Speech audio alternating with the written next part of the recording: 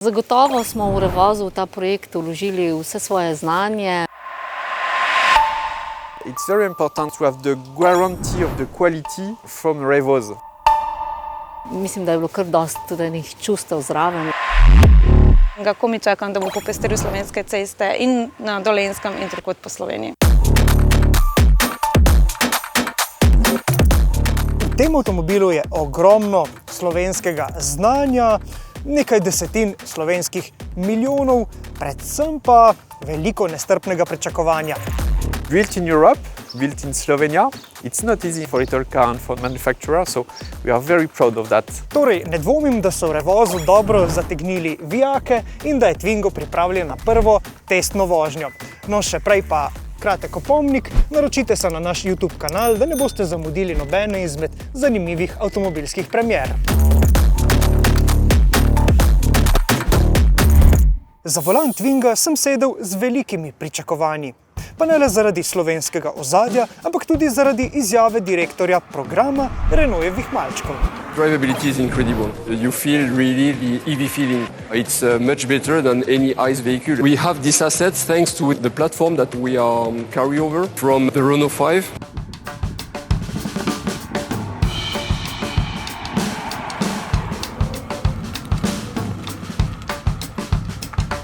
Ne bi rekel, da se Twingo vozi kot go-kart. Namreč go-kart ima pogon na zadnji kolesni par, pa tudi zelo lahek je. Twingo pa si svojo platformo deli s petko in katrco. Torej pogon ima spredaj, po tej zaslugi pa ima tudi zelo dinamične in lahkotne vozne lastnosti. Pa čeprav je lahek bolj po standardih električnih avtomobilov. Tehta namreč približno toliko kot hibridni in precej večji Clio. Ampak prva ugotovitev na tej prvi vožnji je, da so se Renaultovi inženirji držali svojih obljub.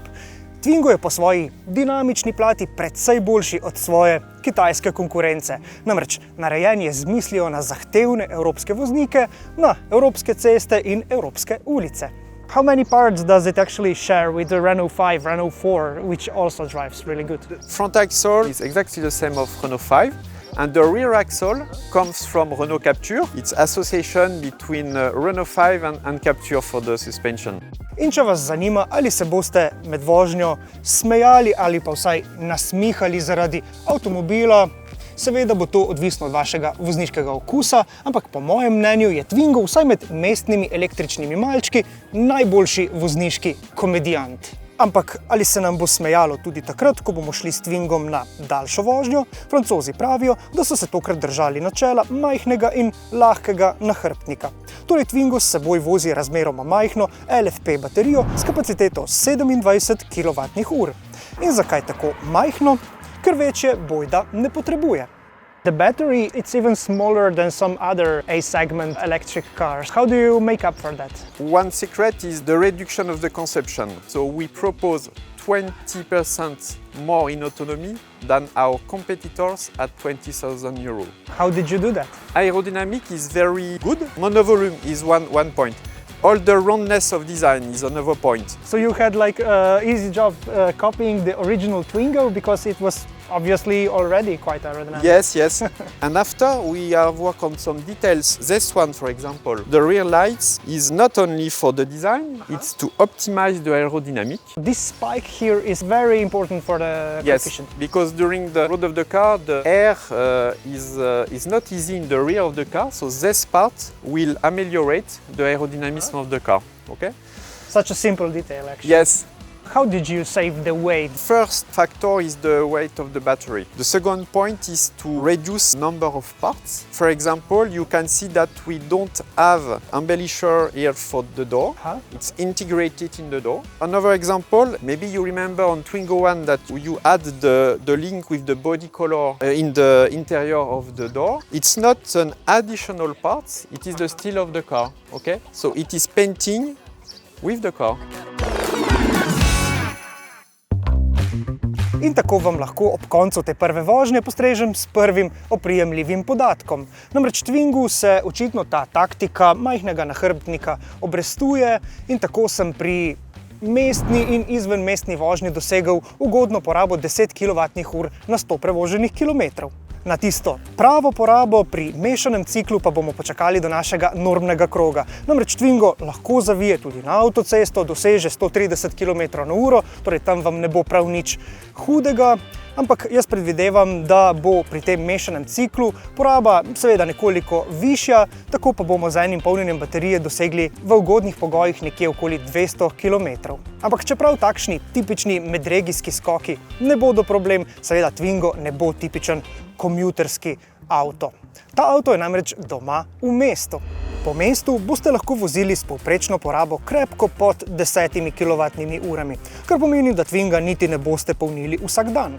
Tako morda ne boste pogrešali 50 kW DC polnjenja, ki je skupaj z 11 kW AC polnjenjem pri Twingu na voljo šele po doplačilu. V mestu boste cenili Twingov majhen obračalni krog, pa številne priročne asistenčne sisteme, pa tudi 60 kW elektromotor, ki je najbolj poskočen prav takrat, ko morate hitro speljati, ko vam v križišču živčno trobi model v črnem BMW-ju.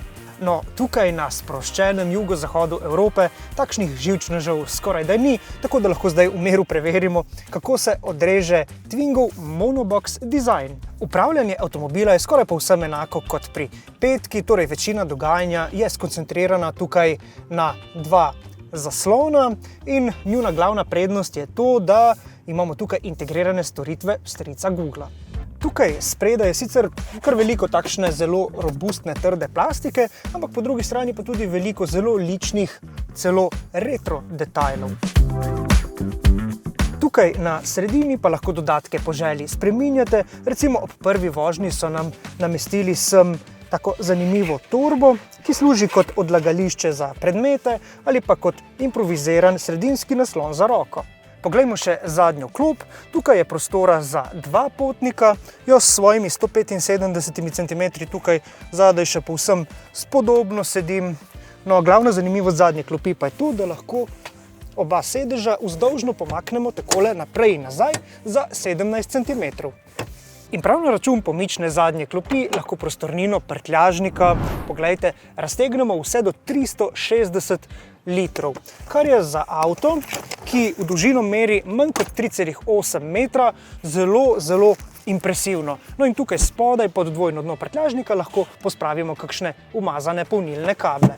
Kaj pa za Twinga sledi zdaj? Zdaj, ko nam je uspelo pridobiti vsa potrebna soglasja za serijsko proizvodnjo novega Twinga, počasi dvigujemo dnevne količine. Ko smo na primer v tem tednu izdelali 160 Twingov na dan, prihodnjih teden bomo že 170. Torej zdaj se vzporedno proizvaja še Clio 5. generacije. Mi dnevno izdelamo okoli 280 vozil na dan, tako da zdaj že smo prišli na to, da je več Twingov kot Clio v proizvodnji. Producing small electric cars in Europe isn't a very easy process because Europe is expensive.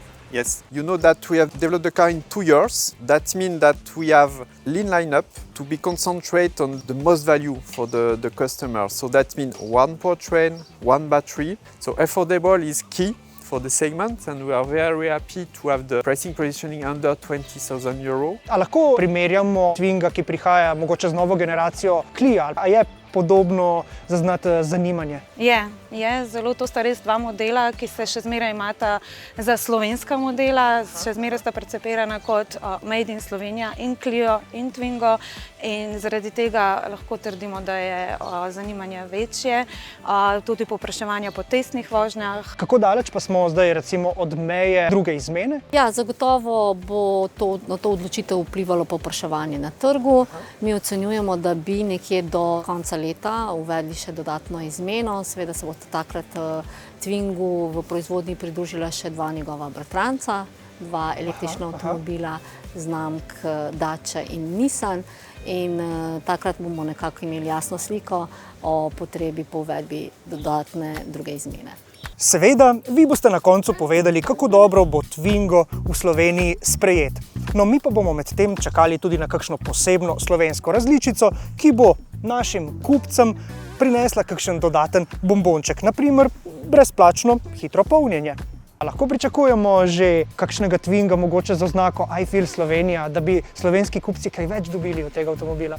Mogoče, o tem je trenutno še malo prezgodaj govoriti, ampak Clio I Feel Slovenija je bila zagotovo uspešnica in ne dvomim, da bomo kaj takega poskusili tudi na Twingotu, da bo še to slovenskost, Made in Slovenija bolj izpostavljeno in da bojo slovenski kupci seveda dobili še več. Zapišite svoje mnenje o težko pričakovanem Twingu v komentar, za nadaljevanje ogleda pa vam ponujam še zgodbo iz Revoza, kjer so nam razložili, kako so se pripravljali na proizvodnjo novega Twinga.